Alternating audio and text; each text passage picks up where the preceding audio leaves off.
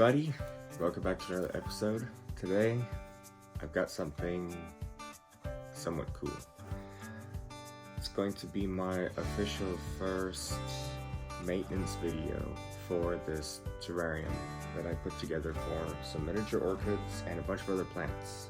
Now, I know there's a lot of people on YouTube who have shown you how to do this, and by all means, go watch them. Phenomenal guy, Serpent Design. I shout him out all the time. He is great at this kind of stuff, and actually where I got a lot of my inspiration from. So thank you, Serpent Design, for inspiring me to do bioactive terrariums. This is how I'm going to do it for mine. Now, if you open this terrarium up, this is what it looks like. Now, I haven't done anything in here since I put it in. I'm going to take a quick top to bottom look at this.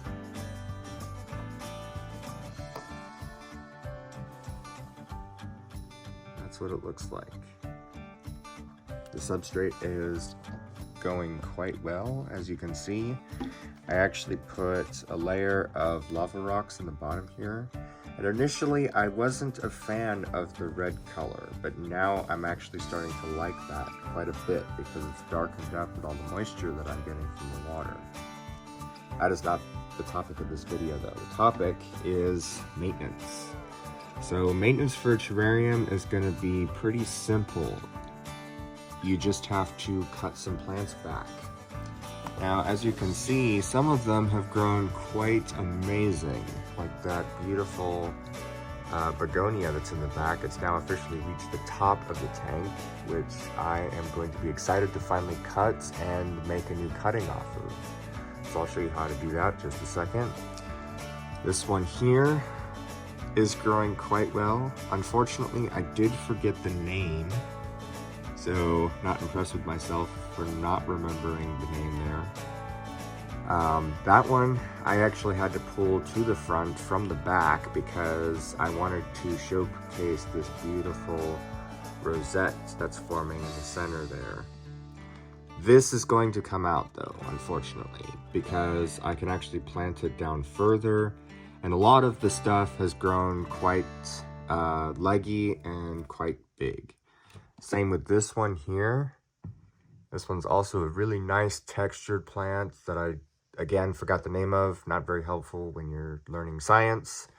So, super interesting plant. It's actually formed a nice red color on the top, which I love, but unfortunately the entire plant is growing too tall now to look, I guess, good. So we'll keep the one in the back, but the front one is going to be removed.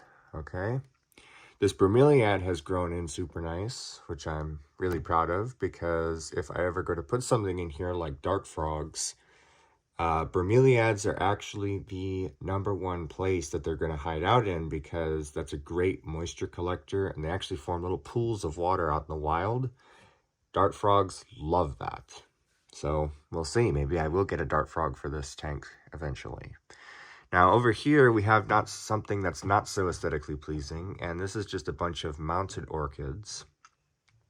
I'm actually getting a custom terrarium for all of my miniature mounted orchids, so stay tuned for that. That's going to be a future video, so spoiler alert. And then we've got this little curiosity, which is really nice.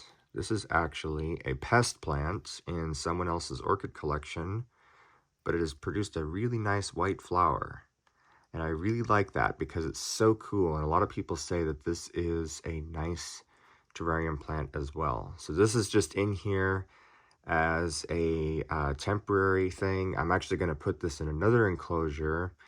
And the space that this belongs is actually for this little, what I believe to be an anthurium.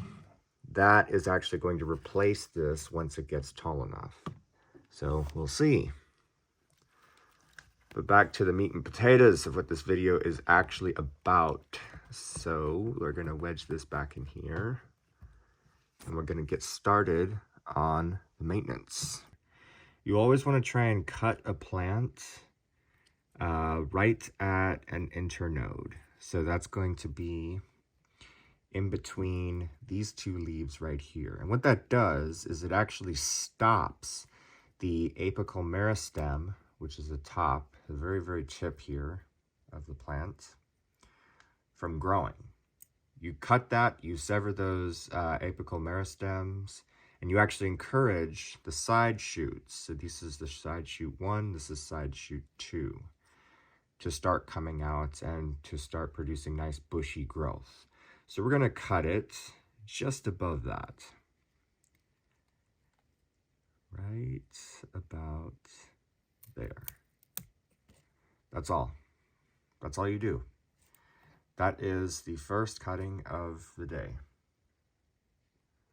That's going to make some nice cuttings. So it looks like those are the two main big ones that actually needed to be cut. All the rest of them, I think, can do another maybe month to 2 months of growth. So that is actually a really cool one. There's one in the back, but I'm not going to do that right now because that one is not tall enough. And there's another one right here. Right here is what I'm talking about. This one. Just starting to reach the bottom of the cork bark. So I'm not going to cut that right now. Now let's look at the other ones. So the other one that I have is this really weird textured plant. It kind of has like one of those grated, like zester type texture to it. I don't know how to describe it other than that.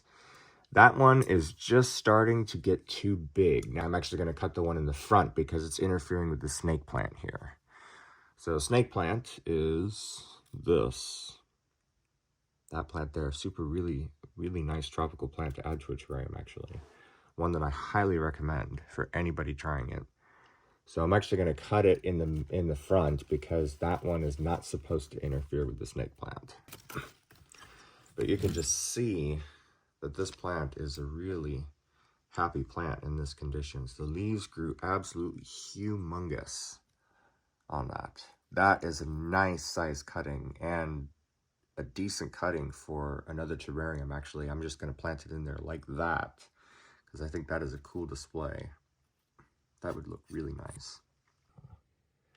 What's actually really complicated is the fact that there is no leaves in the bottom of it. So I probably made a mistake by putting so many plants in the front.